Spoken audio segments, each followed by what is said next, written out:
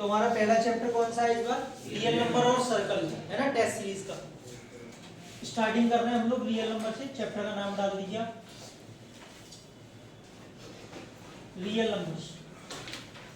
बेटा इसमें सबसे इंपॉर्टेंट टॉपिक जो आपके पास है वो है प्रूविंग ऑफ इरेशनल नंबर्स।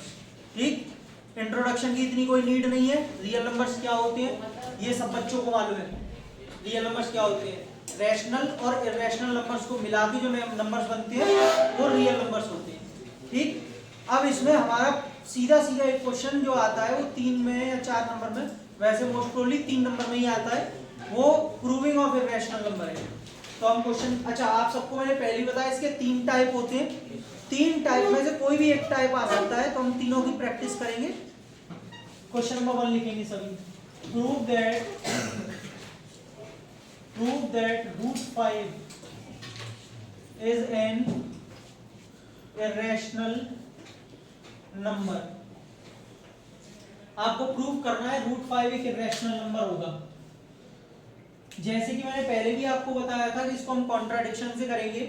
तो हम ये मान के चलते हैं कि ये एक रैशनल नंबर है और फिर हम अपने असम्पशन को, अपनी बात को गलत प्रूव कर देते हैं, तो उससे ये प्रूफ हो जाएगा कि ये रैशनल नहीं इरैशनल है।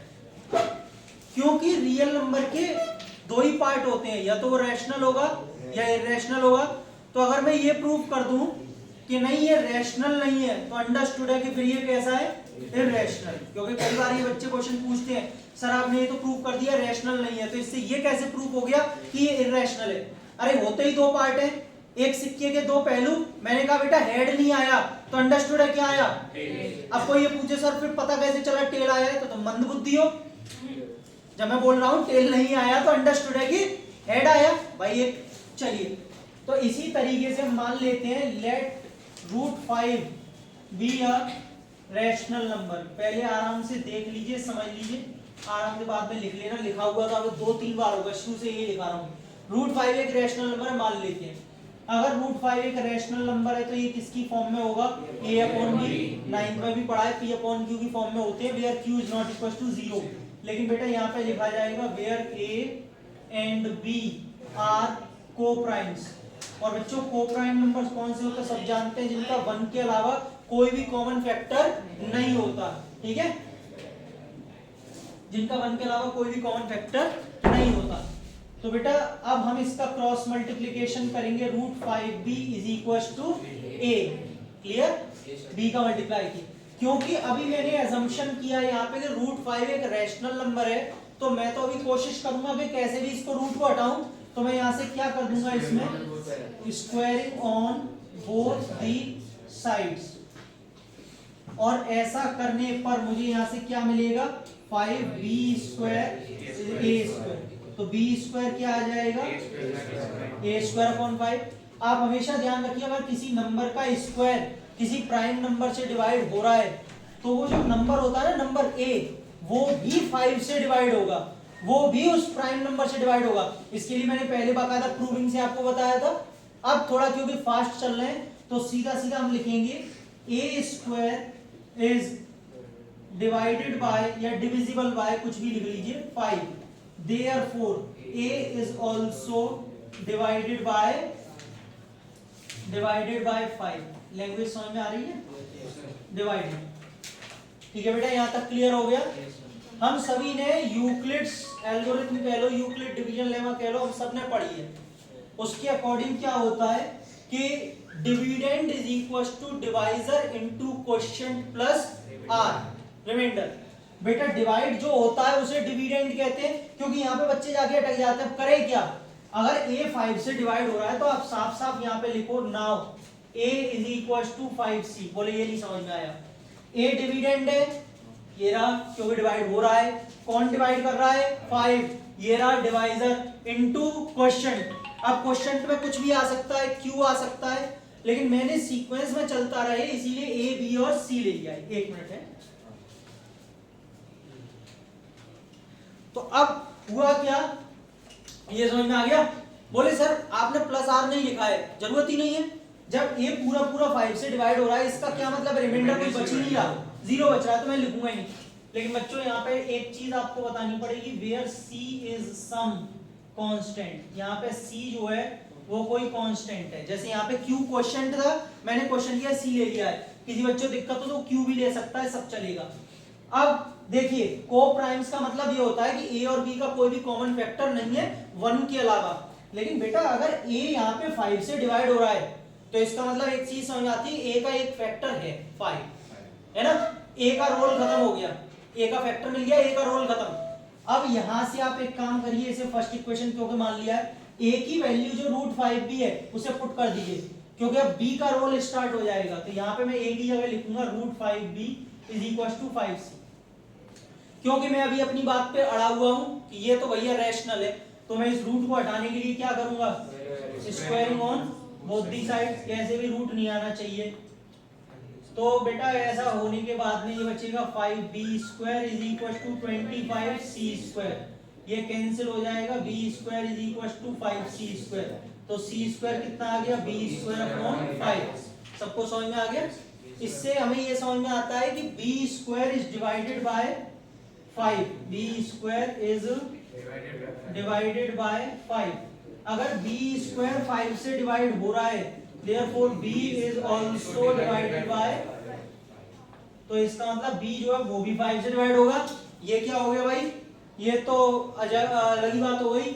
a और b हमने को प्राइम माने थे जिनका कॉमन फैक्टर नहीं था 1 के अलावा, लेकिन यहाँ तो a का भी कॉमन फैक्टर 5 है और b का भी 5 है, यानी कि दोनों के कॉमन फैक्टर मिल गए। ठीक है, और इसके बाद बस हमें 4 लाइनें लिखनी है, लेकिन पहले कॉन्सेप्ट समझ लो। अगर इनके कॉमन फैक्टर मिल गए मतलब a और b दोनों कोप्राइम नहीं है, और अगर ये कोप्राइम नहीं है तो मेरा एजम्पशन गलत है।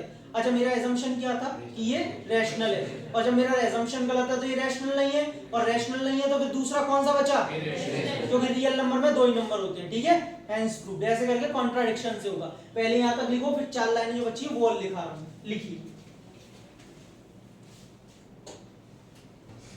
देखो अब भैया दोनों के कॉमन फैक्टर मिल गए, इससे हमको क्या समझ में आता है, thus a and b both have a common factor। बेटा इन दोनों के तो कॉमन फैक्टर मिल गया, कौन, as 5 मिल गया, बट लेकिन दिस कॉन्ट्राडिक्ट्स द फैक्ट, ये कॉन्ट्राडिक्ट करता है, अपोज करता है उस बात का, द फैक्ट दैट, किस बात का, that a and b are coprimes, जो हमने माने थे। और अगर हमारी बात जो हमने मानी थी उसका कॉन्ट्राडिक्शन हो गया, विरोध हो गया, गलत साबित हो गया, देयरफॉर क्या हो गया, देयरफॉर आवर assumption इज, इसका मतलब हमारा assumption गलत है। और हमारा assumption क्या था कि वो रैशनल नंबर था, जब वो गलत है सो √5 इज एन इरेशनल, रैशनल नहीं है तो फिर कैसा है, इरेशनल नंबर। लो बेटा ये पूरा हो गया 3 मार्क्स का आपका। अभी 2 टाइप हम और करने वाले हैं इसी वीडियो के अंदर, तो आप पहले इसको नोट करें। आपसे कह रहा है प्रूफ कीजिए 2 + √3 एक इरेशनल नंबर है। ये बेटा टाइप 2 है। अनुष्का वहीं से स्टार्ट करेंगे। लेट 2 + √3 बी अ, बच्चों अगर ये रैशनल नंबर है तो ये किसकी फॉर्म में होगा, a/b या p/q, कुछ भी। लेकिन बेटा यहाँ पे इस बार हमें a and b are integers लिखना है, कोप्राइम नहीं लिखना। कोई ऐसा खास फर्क नहीं है, लेकिन इससे हमारा एक काम है जो आगे मैं आपको बता दूंगा क्यों। इंटीजर्स लिखने का कारण मैं आपको भी थोड़ी देर में समझा दूंगा क्यों लिखाया मैंने आपको। अब देखिए यहां पर हमको जो रूट की वैल्यू है बस वो इधर छोड़नी है, बाकी सारा पार्ट इधर लेके जाना है। तो √3 = a/b - 2। बच्चों एलसीएम b a - 2b। अब एक इंटीजर वाली बात अब यहां से आएगी, जैसे कि यश हम यहाँ पे a और b कोई भी इंटीजर ले सकते हैं एक्सेप्ट b = 0। b को बस 0 मत लेना, क्योंकि b को 0 लेने पे समथिंग अपॉन 0 नॉट डिफाइंड हो जाएगा। तो बेटा a और b को यहाँ पे कोई भी इंटीजर ले लीजिए आप, और अगर आप सॉल्व करेंगे तो आप देखेंगे यहाँ पे एक रैशनल नंबर आ रहा होगा। जैसे मैं आपके सामने एक एग्जांपल से दिखा देता हूँ, बताओ मुझे जल्दी से ए और बी क्या ले लूँ? ए बोलो 3 और बी 10।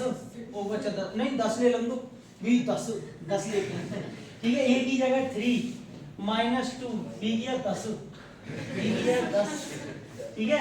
2 × 10 20 अपॉन 10 -17/10, सही है। अब सर क्या ये रैशनल नंबर नहीं है? बिल्कुल है, माइनस आने से कोई फर्क नहीं पड़ता। This is in the form of p/q where q is not equal to. आप ऐसे करके a और b में कुछ भी इंटीजर रखोगे तो हमेशा यहाँ पे कैसा नंबर मिलेगा हमें? रैशनल। बेटा ये तो आपको एग्जांपल दिखाया, आपको दिखाना नहीं है एग्जाम में, ठीक है। लेकिन अभी अभी हम या तो कह लो कि प्रूव कर चुके हैं या हम जानते हैं √3 कैसा होता है? इरेशनल। क्या ये पॉसिबल है कि एक रैशनल और इरेशनल दो नंबर आपस में इक्वल हो? कभी पॉसिबल नहीं है ना। तो इस तरीके से ये पॉसिबल नहीं है, मतलब इसका कॉन्ट्राडिक्शन हो गया, विरोध हो गया, और उससे ये क्या हो गया, जो हमारा एजम्पशन था वो गलत, और वो गलत है, इसका मतलब ये इरेशनल नंबर होगा। हमने तो रैशनल माना है ना, वो गलत हो गया। पहले मुझे इतना बताओ, ये चीज समझ में आई कि नहीं आई? इसमें 4 लाइनें लिखानी है, वो मैं अभी लिखा दूंगा आपको। क्या नहीं आई बताओ? कुछ भी समझ में नहीं आया? क्यों ऐसा? मैंने इसमें क्या लिखाया है? इसे रैशनल माना है तो ये a/b की फॉर्म में, इसको मैंने बोला रूट को छोड़ के बाकी सारी वैल्यू इधर ले जाओ, एलसीएम लेके ये आ गया। मैंने आपसे बोला a और b में कोई भी इंटीजर रख लो, हमेशा सॉल्व करने पे ये रैशनल नंबर आएगा, और मैंने आपको दिखा भी दिया एग्जांपल लेके। लेकिन रैशनल इरेशनल की इक्वल नहीं हो सकता। हो सकता है? नहीं। इसका मतलब हमारा एजम्पशन गलत है और हमने एज्यूम किया है कि ये रैशनल है, और अगर वो गलत है तो ये कैसा नंबर है? इरेशनल। बेटा मुझे एक बात और बतानी है, बस आपको सुन लो, मुझे अच्छा ध्यान आ गई। अगर ये 2 मार्क्स में आता है तो आप बोल दीजिएगा ज़ैड कि we know that √3 is an irrational number. लेकिन अगर ये 3 मार्क्स में चला गया तो आपको √3, अब इसको यहाँ पे रोक के इसको यहीं रोकना पड़ेगा, और आपको √3 को पहले क्या करना पड़ेगा? प्रूफ करना पड़ेगा इरेशनल, जैसे भी √5 को किया है। कर लोगे सब बच्चे? लेकिन इसमें एक तीसरा केस भी बनता है जो लास्ट ईयर बोर्ड वाले बच्चों के साथ में हुआ है। क्वेश्चन तो आया था 3 नंबर का, लेकिन साइड में उन्होंने दे दिया here we know that √3 is an irrational. उन्होंने क्वेश्चन में ही दे दिया कि √3 is given that √3 is an irrational. उन्होंने बोल दिया √3 इरेशनल होता है। बच्चों को फिर यहाँ पे प्रूव करने की जरूरत, क्योंकि बोल तो रहा है क्वेश्चन, और उसको दिया था 3 नंबर में, बहुत सिंपल कर दिया था। तो सारी कंडीशन समझ में आ गई। तीनों में आपको क्या करना है? बेटा टेस्ट में अगर आता है तो बताऊंगा नहीं, ध्यान रखना। फिर आप पूछो सर करूं या नहीं करूं, मुझे नहीं पता। आप देखो अभी सुन लो क्लास में मैं क्या बता रहा हूं, तीनों कंडीशन। चले अब इसके बाद हमको क्या लिखना है? 10 ऑन सॉल्विंग a-2b/b।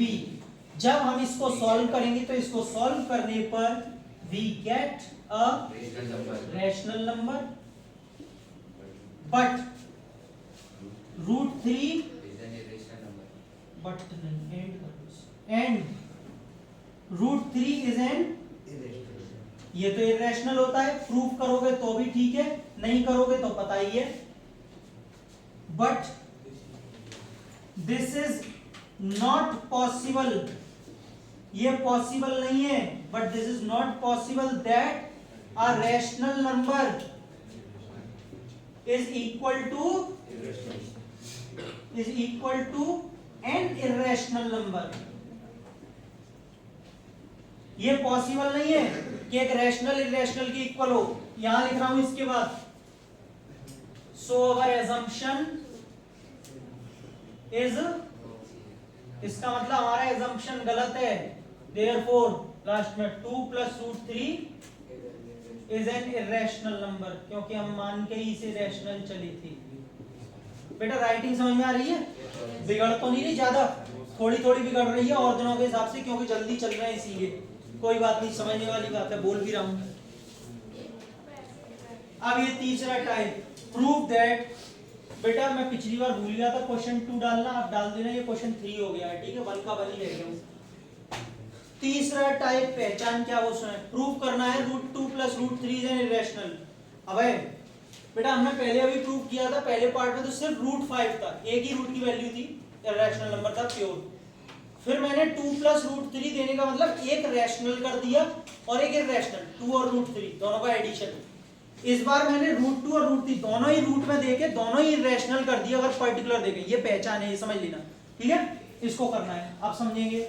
वही अपनी पुरानी बातें, let root 2 plus root 3 be a rational number मान लेते हैं। अगर ये रैशनल नंबर है तो root 2 plus root 3 is equal to a upon b, where a and b are integers. क्या दिख रहा है? a and b are integers. अब देखिए, अब आप कहेंगे सर आपने पिछली बार ये बताया था कि जो रूट की वैल्यू को छोड़ के बाकी सबको इधर ले जाते हैं जो रैशनल फॉर्म में होते हैं। यहाँ तो दोनों ही रूट में, आप क्या करें, दोनों को ही छोड़ दें? नहीं, स्क्वायरिंग ऑन, क्योंकि अभी स्क्वायर करने पे आपको इन दो की जगह सिर्फ एक ही जगह रूट दिखाई देगा, बोथ दी साइड्स। बच्चों ये हो जाएगा रूट 2 प्लस रूट 3 का square, A square upon B square, A plus B का square, A square plus B square plus 2ab। कौन है जिसे ये समझ में नहीं आया? रूट 2 का स्क्वायर 2, रूट 3 का स्क्वायर 3 प्लस 2ab, ab का मतलब रूट 2 इंटू रूट 3 रूट 6। बेटा ए स्क्वायर अपॉन बी स्क्वायर, 2 और 3 प्लस 2 रूट 6 ए स्क्वायर।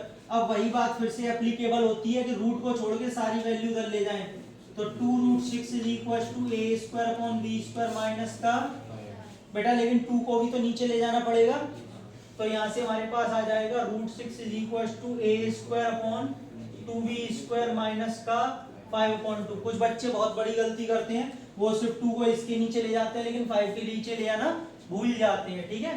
बस इसको एक फॉर्म में और लिख दो एलसीएम लेके, 2b स्क्वायर कितना बचा, A square minus 5b square. I hope कि एलसीएम सबको आता होगा।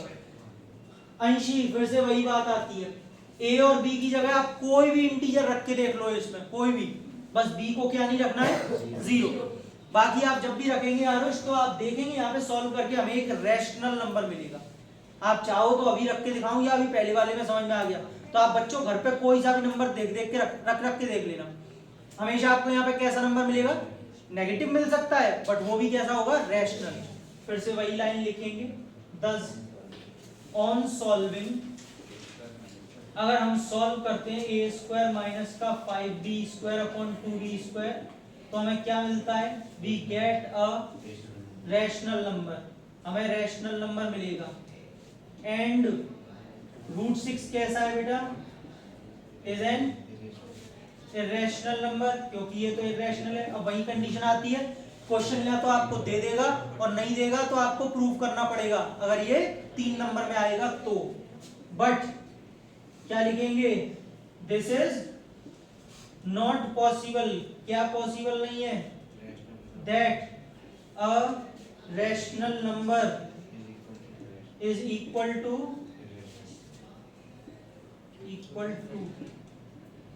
an irrational number. So our assumption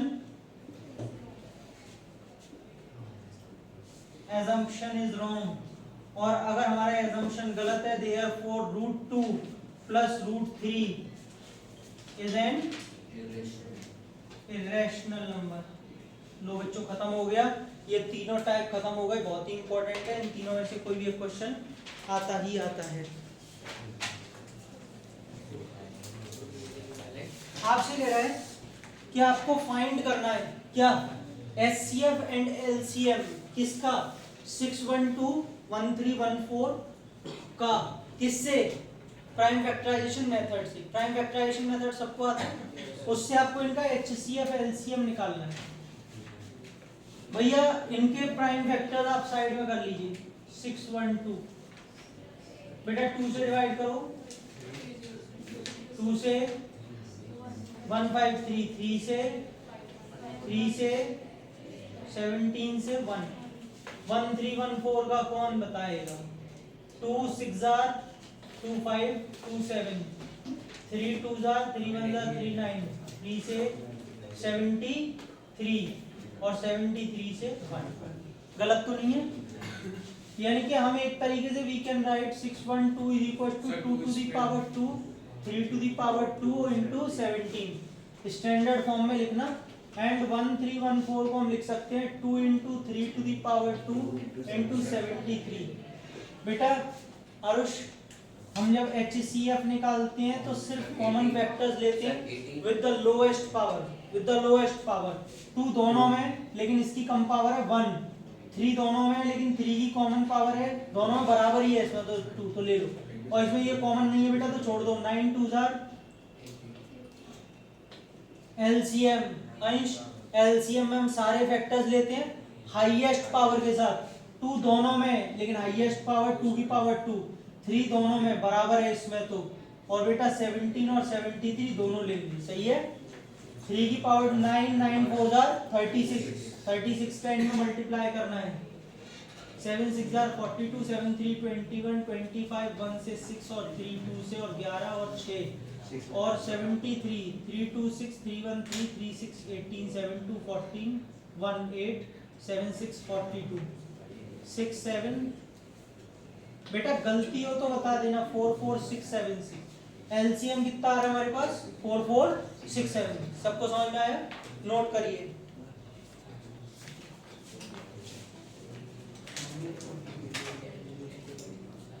यही इसके आंसर आ रहे हैं।